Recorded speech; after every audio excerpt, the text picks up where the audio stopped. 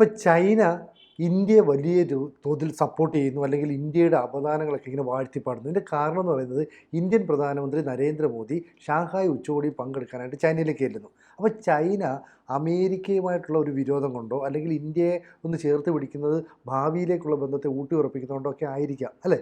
അതെ, ചൈനയുടെ ഔദ്യോഗിക ദിനപത്രം എന്ന് വേണമെങ്കിൽ പറയാം ഗ്ലോബൽ ടൈംസ്.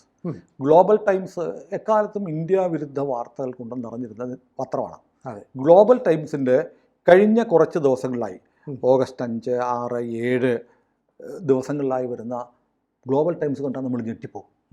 കാരണം ഇപ്പോൾ ഇന്ത്യക്ക് അനുകൂലമായുള്ള നിരന്തരം വാർത്തകളാണ്. ഒരു ചിത്രം അതിൽ പ്രസിദ്ധീകരിച്ചു. ചൈനീസ് ഡ്രാഗൺ നമ്മുടെ ഈ അലങ്കരിക്കപ്പെട്ട ഒരു ഇന്ത്യൻ ആനയുമായിട്ട് കൈകോർത്ത്, തുമ്പിക്കൈ കോർത്ത് പിടിച്ച് നിൽക്കുന്നു. സൗഹൃദം. പക്ഷേ ചൈനയ്ക്ക് തെറ്റിപ്പോയി. ഇന്ത്യയുടെ ദേശീയ ചിഹ്നം ആനയാണ്, ടൈഗറാണ്. അതവർ തിരുത്തി. പിന്നെ ഒരു കാർട്ടൂൺ വന്നു, ഒരു കടുവ, ഒരു പാൻഡ, ചൈനീസ് പാൻഡ, പിന്നെ ഒരു ബിയർ, കരടി, റഷ്യയുടെ ചിഹ്നമാണ്. ഇവർ മൂന്നുപേരോട് ചേർന്ന് നിൽക്കുന്ന ഒരു ചിത്രം. അങ്ങനെ ഇന്ത്യ, ചൈന, റഷ്യ സൗഹൃദം അതിനെ മുന്നോട്ട് വെക്കുന്ന, ആശയപരമായി മുന്നോട്ട് വെക്കുകയാണ് ഗ്ലോബൽ ടൈംസ്. ഗ്ലോബൽ ടൈംസിലെയാണ് ചൈനയുടെ മനസ്സറിയാൻ വേണ്ടി ലോകത്തെമ്പാടുമുള്ള വാർത്താ മാധ്യമങ്ങൾ അല്ലെങ്കിൽ രാഷ്ട്രീയ നേതാക്കന്മാർ, ലോക നേതാക്കന്മാരൊക്കെ നോക്കാറുള്ളത്. ചൈന എന്ത് വിചാരിക്കുന്നു അത് ഗ്ലോബൽ ടൈംസിൽ കാണും. ഇപ്പോൾ ഗ്ലോബൽ ടൈംസിൽ ഒരു പ്രധാനപ്പെട്ട ഒരു ലേഖനം വന്നതിൻ്റെ തലക്കെട്ടിങ്ങനാണ്: ഹൂ വിൽ റീപ്ലേസ് ഹൂം? ആര് ആർക്ക് പകരമാകും? അപ്പോൾ നമ്മൾ ഇപ്പോഴത്തെ ജിയോ പൊളിറ്റിക്സിൽ ആരംഭിച്ചു. ഇന്ത്യയും അമേരിക്കയും തമ്മിൽ, ചൈനയും ഇന്ത്യയും തമ്മിലുള്ളതിനേക്കാളും നല്ല ബന്ധമായിരുന്നു. ആ ബന്ധം വഷളായി. അതെ. അപ്പോൾ ആരെ പകരം വെക്കും? അപ്പോൾ ഇനിയിപ്പോൾ ആ ബന്ധം, അപ്പോൾ അമേരിക്കയ്ക്ക് ഇന്ത്യ കൊടുത്തൊരു സ്ഥാനമുണ്ട്, ആ സ്ഥാനം മാറിപ്പോയി. അവിടേക്ക് ഇനി ആരാണ് വരാൻ പോകുന്നത്? അതാണ് ചൈന ചോദിക്കുന്നത്. Who will replace whom? ആരെ പകരം വെക്കും? ഇപ്പോൾ ചൈന പറയുന്നു, ഞങ്ങൾ പകരം വയ്ക്കാൻ തയ്യാറാണ്, ഞങ്ങളുടെ ഹൃദയത്തോട് ചേർത്ത് വെക്കാൻ, ഇവിടെ ചങ്കിലെ ചൈന എന്നൊക്കെ പറയുന്ന പോലെ ഞങ്ങളുടെ ചങ്കായിട്ട് ചേർത്ത് വെക്കാൻ, ഇന്ത്യയെ ചേർത്ത് വെക്കാൻ ഞങ്ങൾ തയ്യാറാണ്. ഇന്ത്യ തയ്യാറാണോ എന്നൊരു ചോദ്യമാണ് ഇതിനകത്ത് അതിൻ്റെ ഒരു അണ്ടർ കറൻ്റായിട്ട് വരുന്നത്. അപ്പോൾ അമേരിക്ക പോയി അമേരിക്കയുടെ സ്ഥാനത്തേക്ക് ഇന്ത്യ ചൈനയെ കാണുകയാണോ? ഇതാണ് ഈ ലേഖനത്തിൻ്റെ സത്ത. ഓൾറെഡി റഷ്യയുമായിട്ട് നമുക്ക് നല്ല ബന്ധമാണ്, ചൈനയുമായിട്ട് നല്ല ബന്ധമല്ല. കാരണം ചൈന പാകിസ്ഥാനെ സഹായിക്കുന്നു എന്ന് നമുക്ക് ആക്ഷേപമുണ്ടായിരുന്നു. പക്ഷേ പാകിസ്ഥാനും ചൈനയും തമ്മിലുള്ള ബന്ധം വല്ലാതെ വഷളായിപ്പോയി. കാരണം ചൈന വിചാരിച്ചതുപോലെയല്ല.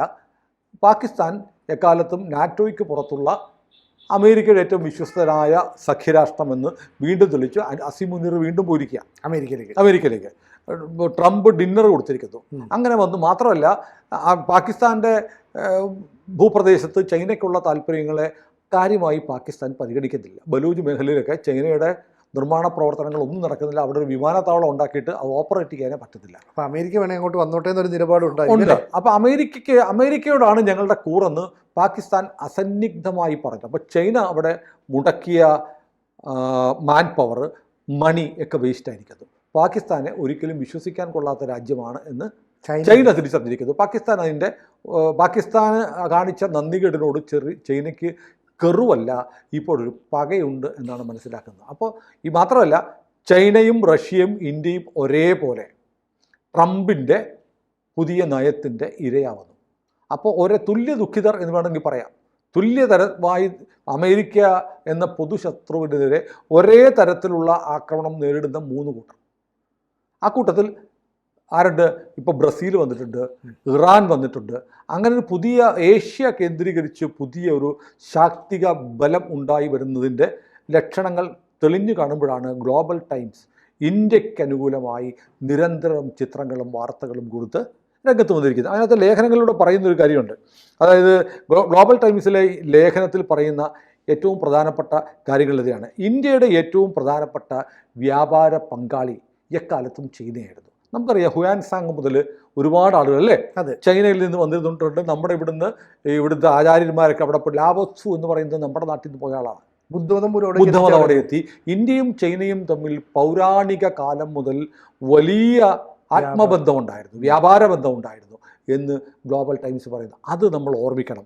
പരസ്പരം 2 കൂട്ടരും ശക്തരാണ്. ഈ പരസ്പരമുള്ള ശക്തി തിരിച്ചറിഞ്ഞ് പ്രാദേശികമായ സഹകരണം ഇന്ത്യയും ചൈനയും തമ്മിൽ ഉണ്ടാവണമെന്ന് ഗ്ലോബൽ ടൈംസ് എഴുതുന്നു. അത് മാത്രമല്ല, ഇങ്ങനെ പരസ്പരം നമ്മൾ സഹകരിച്ച് ബന്ധപ്പെടുന്നത് വഴി മ്യൂച്വൽ ബെനിഫിറ്റ്, രണ്ട് കൂട്ടർക്കും ഗുണമുണ്ടാവണം. അങ്ങനെ അതിലൂടെ ഉണ്ടാവുന്നത് രണ്ട് കൂട്ടർക്കും ഒരു വിൻ വിൻ ഔട്ട്കം ഉണ്ടാവും, രണ്ട് കൂട്ടരും ജയിക്കുന്ന സ്ഥിതി ഉണ്ടാവും. അപ്പോൾ നമുക്ക് ഇനി വേണ്ടത്, അടുത്ത വാക്കാണ് ഏറ്റവും ശ്രദ്ധേയം, പങ്കാളിത്ത വികസനം. പരസ്പരം സഹകരിച്ച് പങ്കാളികളായിക്കൊണ്ട് നമുക്ക് രണ്ട് രാജ്യങ്ങൾക്കും വികസിക്കണമെന്ന് ചൈനീസ് ഒഫീഷ്യൽ ഓർഗൻ ആയിരിക്കുന്ന ഗ്ലോബൽ ടൈംസ് പറയുന്നു. ഇതാണ് ഏറ്റവും ശ്രദ്ധേയമായ മാറ്റം. അപ്പോൾ ചൈന ഇന്ത്യ പ്രകടിപ്പിക്കുന്നതിനേക്കാളും കൂടുതൽ ആഭിമുഖ്യം ചൈന ഇന്ത്യയോട് കാണിക്കുന്നു. അതാണ് ഗ്ലോബൽ ടൈംസ് നൽകുന്ന സന്ദേശം. ഇത് മാത്രമല്ല, ഇപ്പോൾ ഒരു പ്രധാനപ്പെട്ട ഒരു സംഭവം കൂടി, ഒരു പ്രതികരണം കൂടെ വന്നു. എക്സിൽ, പഴയ ട്വിറ്ററിൽ, ചൈനയുടെ ഇന്ത്യൻ എംബസിയുടെ വക്താവായ യു ജിങ്ങിൻ്റെ ഒരു പോസ്റ്റ് വന്നിട്ടുണ്ട്.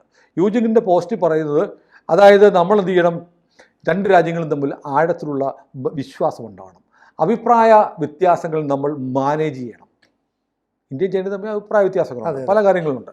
ടിബറ്റിൻ്റെ കാര്യത്തിലുണ്ട്, അരുണാചലിൻ്റെ കാര്യത്തിലുണ്ട്, അങ്ങനെ പല മേഖലകളിലും നമുക്ക് പ്രശ്നങ്ങളുണ്ടല്ലോ. അതുകൊണ്ട് നമുക്കിനി വേണ്ടത് സമവായമാണ്, വിശാലമായ സഹകരണം ഉണ്ടാവണം. ഏഷ്യയിലും ലോകത്ത് മുഴുവനും സമാധാനം ഉണ്ടാക്കാൻ, ലോകത്ത് മുഴുവനായും ഏഷ്യയിൽ, വിശിഷ്യ ഏഷ്യയിലും സമാധാനം ഉണ്ടാക്കാൻ ഇന്ത്യയും ചൈനയും വിചാരിച്ചാൽ കഴിയുമെന്ന് ഗ്ലോബൽ ടൈംസിൻ്റെ ലേഖനം വന്നതിന് തൊട്ട് മുമ്പ് നിങ്ങൾ ആ ലേഖനം ഒന്ന് വായിക്കണം എന്നുകൂടി പറഞ്ഞിട്ടാണ് യു ജിങ് എക്സിൽ പോസ്റ്റ് ചെയ്തിരിക്കുന്നത്. അപ്പോൾ ഇന്ത്യൻ പ്രധാനമന്ത്രി നരേന്ദ്രമോദി 31-ാം തീയതി, ഈ മാസം 31 ഷാങ്ഹായ് ഉച്ചകോടിയിൽ പങ്കെടുക്കാനായിട്ട് ചൈനയിലേക്ക് ചെല്ലുമ്പോൾ അതിനു മുമ്പേ ഒരു ചുവന്ന പരവതാനി വിരിച്ചിട്ടിരിക്കുകയാണ് ആര്? ചൈന. ഗ്ലോബൽ ടൈംസ് ചൈനയുടെ ഇന്ത്യയിലെ വക്താവ്.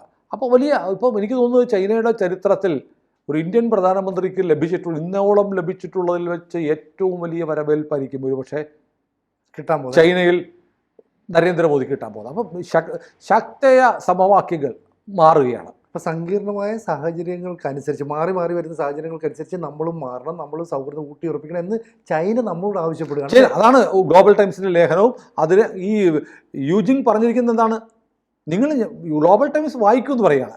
ഇത് മാത്രമല്ല, ഇനി വാങ്ങി അവിടുത്തെ വിദേശകാര്യമന്ത്രിയാണ് ഇങ്ങോട്ട് വരാൻ പോവാണ്. മോദി അങ്ങോട്ട് വരുമ്പോൾ ഞങ്ങൾ എന്തെല്ലാം ചെയ്യണം, എന്തെല്ലാം കാര്യം, പ്രോട്ടോക്കോളിൻ്റെ കാര്യങ്ങൾ സംസാരിക്കാൻ, നമ്മൾ തമ്മിൽ ഷിയുമായിട്ട് സംസാരിക്കാൻ പോകുന്ന കാര്യങ്ങളിൽ അതിൻ്റെ അജണ്ട തയ്യാറാക്കാനൊക്കെ ചൈനീസ് വിദേശകാര്യമന്ത്രി ഇന്ത്യയിലേക്ക് വന്ന് മോദിയെ ആനയിക്കാനുള്ള കാര്യങ്ങൾ, സെക്യൂരിറ്റി പ്രശ്നങ്ങളുണ്ട്, അത്തരം കാര്യങ്ങളെല്ലാം ചർച്ച ചെയ്യാൻ വേണ്ടി ചൈന അവരുടെ വിദേശകാര്യ മന്ത്രിയെ തന്നെ ഇന്ത്യയിലേക്ക് അയക്കുന്നു. അതാണ് വിദേശകാര്യ മന്ത്രാലയം ഇപ്പോൾ പോസ്റ്റൊക്കെ ഇട്ടിരുന്നത് അല്ലേ, പ്രധാനമന്ത്രിക്ക് സുസ്വാഗതം എന്നൊക്കെ പറഞ്ഞിട്ട് നമ്മൾ ഇതുവരെ കാണാത്ത രീതിയിലുള്ള ഒരു നിലപാട് സ്വീകരിക്കുന്നു. ഇത് പറഞ്ഞാൽ അമേരിക്കയ്ക്കുള്ള അടിയാണ്. ആവാം. കാരണം ഇനിയിപ്പോൾ ഈ അമേരിക്കയുടെ അപ്രമാദിത്വം, കാരണം അമേരിക്ക, ട്രംപിൻ്റെ ഒരു പോസ്റ്റ് ട്രൂത്ത് സോഷ്യലിൽ വന്നിട്ടുണ്ട്. അതായത് ഈ അമേരിക്കയിലെ കോടതികളെങ്ങാനും ഈ താരിഫിൻ്റെ കാര്യത്തിൽ ഒരു ഇടപെടൽ നടത്തി വല്ല സ്റ്റേ ചെയ്യുകയോ വല്ലതും ചെയ്യുകയാണെങ്കിൽ ഒരു കാര്യം ഓർക്കണം, 1929 പോലെ വലിയ സാമ്പത്തിക തകർച്ച അമേരിക്കയ്ക്ക് ഉണ്ടാകും. അപ്പോൾ അമേരിക്ക ഇപ്പോൾ ഇരിക്കുന്നത് എപ്പോൾ വേണമെങ്കിലും പൊട്ടാവുന്ന ഒരു അഗ്നിപർവ്വതത്തിൻ്റെ മുകളിലാണ്. അമേരിക്ക ഒരു വലിയ സാമ്പത്തിക തകർച്ചയിലേക്ക് വീഴാൻ പോവുകയാണ്. അപ്പോൾ എനിക്ക് ഇത്തരം താരിഫ് ഏർപ്പെടുത്തി ലോകത്തെ മറ്റു രാജ്യങ്ങളെ വിറപ്പിച്ച് എൻ്റെ കാര്യം നേടണം. അല്ലെങ്കിൽ 1929 പോലെ അമേരിക്കൻ എക്കണോമി തകർന്നു പോകുന്ന ട്രംപ് പരസ്യമായി പറഞ്ഞിരിക്കുന്നു. അതുകൊണ്ട് കോടതികൾ ഈ താരിഫിൻ്റെ കാര്യത്തിൽ ഇടപെടാൻ പാടില്ല എന്ന് പറഞ്ഞ് ട്രംപ് പറഞ്ഞു. അപ്പോൾ ട്രംപ് ഇപ്പോൾ ചെയ്തിരിക്കുന്നത്, മറ്റുള്ളവരെ ഭയപ്പെടുത്താൻ ശ്രമിക്കുന്നത് സ്വയമുള്ള ഭയം കൊണ്ടാണ്.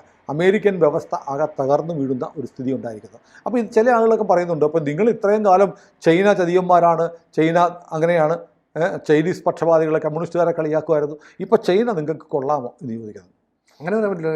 ഇന്നലെ ശത്രുക്കളായിരുന്നവർ പെട്ടെന്ന് മിത്രങ്ങളാകാം. ലോക പൊളിറ്റിക്സിൽ നിതാന്ത ശത്രുക്കളും നിതാന്ത മിത്രങ്ങളും ഇല്ല. അതൊക്കെ ജിയോ പൊളിറ്റിക്സ് മാറുന്നതനുസരിച്ച് പരസ്പരം അങ്ങോട്ടും ഇങ്ങോട്ടൊക്കെ ഇക്വേഷൻസ് മാറും. ഇത് വളരെ പ്രധാനപ്പെട്ട കാര്യമാണ്. ഇപ്പോൾ നോക്കൂ, ഈ തെരഞ്ഞെടുപ്പിന്, അമേരിക്കൻ പ്രസിഡന്റ് തെരഞ്ഞെടുപ്പിന് മുമ്പ് ട്രംപിന് എല്ലാ സപ്പോർട്ടും കൊടുത്തിരുന്നത് പുടിനായിരുന്നു അല്ലേ? അതെ. റഷ്യ അമേരിക്കയിലെ തെരഞ്ഞെടുപ്പിൽ ഇടപെടുന്നു എന്നുള്ള ആക്ഷേപം വരെ ഉണ്ടായിരുന്നു. എന്തിന് സെലൻസ്കിയെ വിളിച്ചു നിർത്തി ചീത്ത വിളിച്ചു. സെലൻസ്കിയെ വിളിച്ചിരുത്തി ഊടുപാട് തെറി തന്തയ്ക്കും തള്ളയ്ക്കും ഒക്കെ വിളിച്ച് അടിക്ക് എന്നെ കണ്ണു പൊട്ടിക്കും എന്നൊക്കെ ട്രംപ് പറഞ്ഞു. അത് കഴിഞ്ഞിട്ട് ഇപ്പൊ കൂടെ നിർത്തിയിട്ട് ഇപ്പൊ പറയാണ് ട്രംപ് ഇതിനെ പറഞ്ഞിരിക്കുക, പുടിൻ സെലൻസ്കിയെ കണ്ടില്ലെങ്കിലും ഞാൻ പുടിനുമായിട്ട് ചർച്ചയ്ക്ക് ചെല്ലും. വലിയ ചങ്ങാതിയായിരുന്ന പുടിനെ ട്രംപ് പറയുന്നു എനിക്കൊന്ന് പുടിനോട് സംസാരിക്കണം. എല്ലാ രാജ്യത്തലവന്മാരും ഹോട്ട് ലൈൻ ഉണ്ട്. അപ്പോൾ നേരത്തെ അമേരിക്കയിൽ നിന്ന് വൈറ്റ് ഹൗസിൽ നിന്ന് ക്രെംലിനിലേക്ക് വിളിക്കുന്നു, ഇത്ര മണിക്ക് ട്രംപ് വിളിക്കും, പ്രസിഡന്റ് പുടിനുമായിട്ട് സംസാരിക്കണം എന്ന് പറയുന്നത്. അത് റെഡി, ആ സമയത്ത് ഹോട്ടലിൽ റെഡിയാക്കുക, പ്രസിഡന്റ് ഫ്രീ ആയിട്ട് വെക്കാം. പ്രസിഡന്റിനോട് ചോദിക്കും 3 മണിക്ക് ട്രംപ് വിളിക്കുമെന്ന് പറഞ്ഞിട്ടുണ്ട്, സാർ അങ്ങക്ക് 3 മണിക്ക് റെഡിയാണോ എന്ന് ചോദിക്കും. അപ്പോൾ റഷ്യൻ പ്രസിഡന്റ് 3 മണിക്കല്ലേ, 3 വേണ്ട, ഒരു 3:15 ആയിക്കോട്ടെ, ട്രംപ് വിളിക്കട്ടെ. അപ്പോൾ 3:15 ഫിക്സ് ചെയ്തോളൂ എന്ന് പറയുന്നു. സെക്രട്ടറി അത് പറയുന്നു. അവിടുന്ന് ക്രെംലിനിൽ നിന്ന് അറിയിപ്പ് വാഷിംഗ്ടണിൽ പോകണു. വൈറ്റ് ഹൗസിലെ ഓവൽ ഓഫീസിലെ അവിടെ ശരി 3 മണിക്ക് പ്രസിഡന്റ് പുടിൻ റെഡിയാണെന്ന് പറഞ്ഞിട്ടുണ്ട് സാർ എന്ന് ട്രംപിനോട് പറഞ്ഞു. ശരി, ഞാൻ 3 മണിക്ക് റെഡിയാവുമെന്ന് പറയുന്നു. അങ്ങനെ 3 മണിയാകുമ്പോൾ ഹോട്ട് ലൈനിൽ ഇവിടുന്ന് കോള് പോകുന്നു, കണക്ട് ചെയ്യുന്നു. അവിടെ റഷ്യ കണക്ട് ചെയ്യുന്നു. പ്രസിഡന്റ് ട്രംപ് ഇപ്പുറമുണ്ട്, പുടിന് കണക്ട് ചെയ്യുമെന്ന് പറയുന്നു. ഉടനെ പറയുന്നു, അതേ പുടിൻ ഇവിടുത്തെ ബിസിനസ്സുകാരായിട്ടൊരു മീറ്റിംഗാണ്, 1.5 മണിക്കൂർ കഴിഞ്ഞ് കാണാം. അപ്പോൾ വിളിക്കുന്നു. നടന്നല്ലേ? നടന്നു. അപ്പോൾ വളരെ മുമ്പ് 2 രാജ്യത്തലവന്മാർ സംസാരിക്കുന്നു. ട്രംപ് അങ്ങോട്ട് വിളിച്ചപ്പോൾ പറഞ്ഞ സമയം കഴിഞ്ഞ് 1.5 മണിക്കൂർ കഴിഞ്ഞ് വിളിക്ക് എന്ന് പുടിൻ്റെ ഓഫീസിൽ നിന്ന് പറയുമ്പോൾ പുടിൻ ട്രംപിന് കൊടുത്തിട്ടുള്ള പുല്ല് വിലയാണ്. ഇത്തരം അനുഭവം നമുക്കുണ്ടായിട്ടുണ്ട്.